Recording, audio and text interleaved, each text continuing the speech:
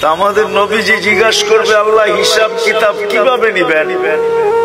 আল্লাহ বলে সবাইটা যেরকম নিব এরকমই নিব।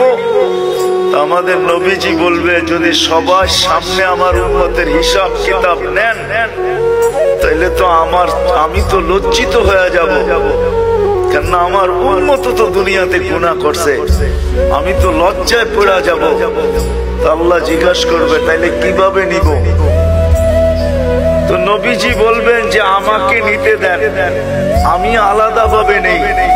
আল্লাহ প্রশ্ন করবে আপনাকে যদি নিতে দেই তো আপনিও তো আপনার উম্মতের গুনাহগুলা দেখবেন, তখনও তো আপনার চেহারাটা লজ্জায় ছোট হয়ে যাবে যে তোমরা আমার উম্মত হয়ে এই গুনাহ করলা, তো করলা কি করে, ঠিক না?